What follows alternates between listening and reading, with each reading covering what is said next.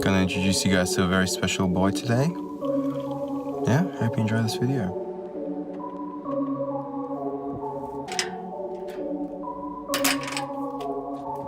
Well, hello there. Hello. This, everyone, is Andrew, and this is the STI BRZ.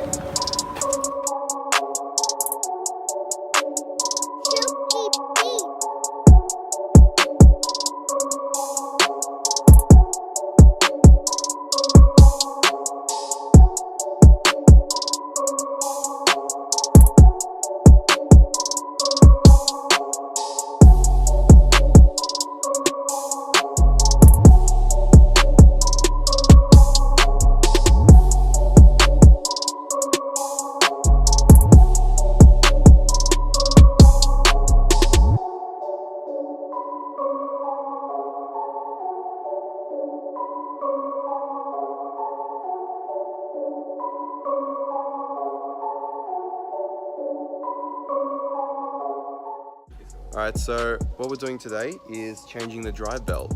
Now, what I want to explain to you guys, just while you're watching this cute video of Andrew's dog, is Andrew is sort of my partner in crime in this channel. He essentially is the Subaru part, and Subi, and I'm dub part.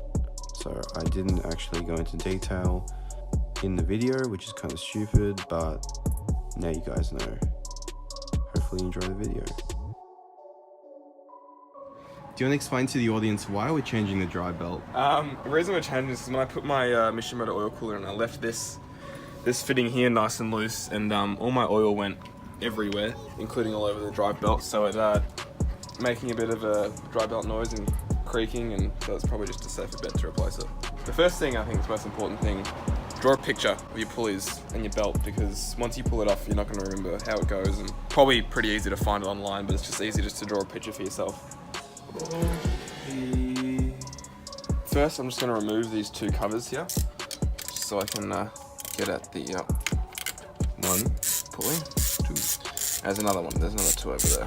Oh, I was driving home from gym, and I sort of smelled like rotten eggs, and I thought that's a bit weird. So I put my windows up and turned the aircon on for a sec and just sing a set of lights, and nothing was abnormal, no smoke, no temperatures were all good.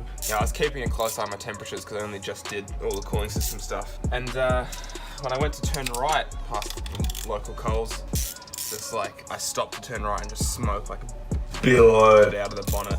I was like, oh well, fuck my life. In other words, head gasket's gone. Fucked. They're quite easy to do. Just got to grab, this is my 1/2 inch stuff, this is my 1/2 inch, no 1/4 inch, can't remember. Oh, where's 1/2 inch?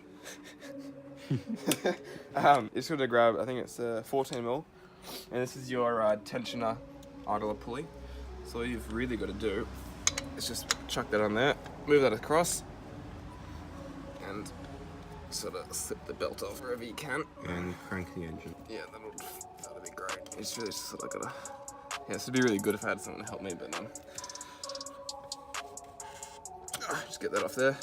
Get it off. Yeah, there we go. So there's the old crusty belt. Now it's gonna want to spring up.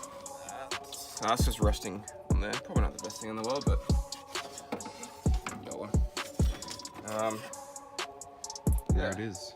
Like it's probably not a necessity to replace this, but it's more of a safety measure more than anything else, Preventative maintenance. Not worth taking the risk. Next thing I'm gonna do is I'm just gonna get rag, some brake cleaner, just wipe down all the pulleys and shit like that, make sure there's no leftover oil or degreaser, and then just chuck a new one on. What you guys want to do now, after the drive belt or serpentine belt is off, you want to crank the engine a few times and make sure everything is working smoothly. This is everyone is how electricity is made. You just sort of, ow! You just sort of stand here and spin this thing, and electricity is made. It powers your home.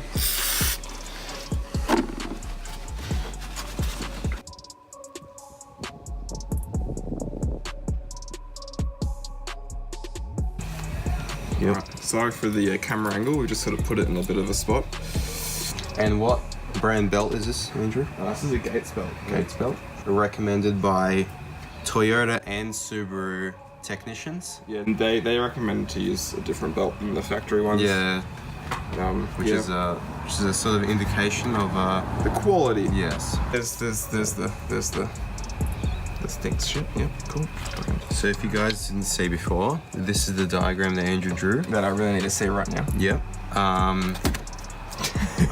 So normally people wouldn't do this, but because Andrew is a light vehicle technician, or apprentice, in the common man's land, a apprentice mechanic, he's done this, which is very good, and all of you should definitely do this. So you just gotta make sure that there's actually ridges, or splines I should say, on the pullers, and then indents or ridges on the actual belt itself. So you're just gonna make sure that you get all those in the grooves. It should just sit in itself, but just worth double checking. We're gonna get Nathan to pull a tensioner this way, basically meaning it makes everything nice and loose so that I can put the belt on the bottom pulley down there, and then he'll slowly let it tension it, let go of the bar, and it'll tension back up, and I'll just make sure everything's in its place properly like that. There you go, that's as much as it'll go. Yep. So got that down there. Got that. It's a little bit difficult to get them on there. Alright, now before he lets go, I'm just going to double check. Alright, so I'm about to get Nathan to start the car for me.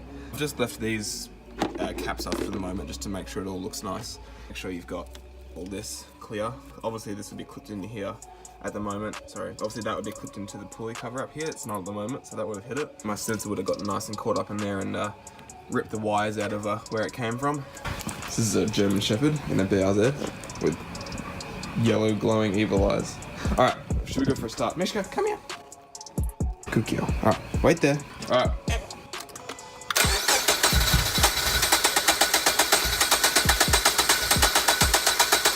Two hours later.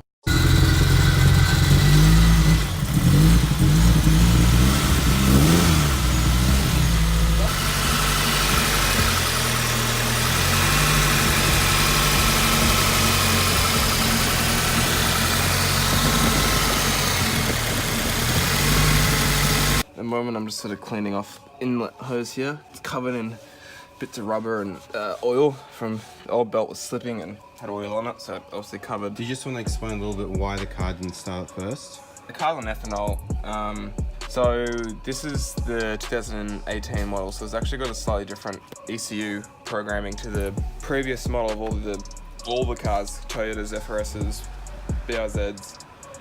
So when I got this car tuned on ethanol, all fine. Took them a little bit extra because they didn't actually have a flash for it, because they said it's actually a different ECU and they weren't aware, because I brought this car in about 3 weeks after getting it, so the car had only been out for about 3 weeks. This is actually the first delivered one of the TS's in Australia. Wow. Wow. Wow. So that was all fine. It worked perfectly like that. They were using mass airflow, as a lot of people do now. Most common way of tuning. But then I went flex fuel, and that's where it got complicated. And the flex fuel sensor is over here. So this is just the fuel rail. It literally sends, it can detect how much ethanol percentage is in the fuel line, and that goes up to a gauge in my car. Anyway, it's also plugged or wired into the ECU to let it know how much ethanol there is, so it can run the two maps together to figure out the correct tune for the engine. Anyway, what was complicated about it is that they weren't actually able to use mass airflow to tune the car on flex fuel. So they're actually using, this is the mass airflow sensor right here. So at the moment, they're actually using the map sensor, which is up here, so manifold air pressure. Now that also takes to consider temperature. Much more complicated way of tuning, and I think it's used mainly in like big boosted cars. That's when it's useful, but NA, a little 2 litre with a stock ECU, it's a bit hiccupy. So essentially it needs to suck in enough cold, dense air for it'll actually register. For it to actually start. Because if it's hot air, then... Yeah, if it's warm air, it freaks out thinking there's really warm air coming into the engine, so it's adding extra fuel and stuff like that, and obviously then it can't start. So, you know, it's getting retuned. The tuning place is really good about it. It's going to get now they've come out with a flash to tune on flex fuel with mass airflow, so that's what's going to happen. Mass airflow. Rev zone. I went at rev zone. Yes.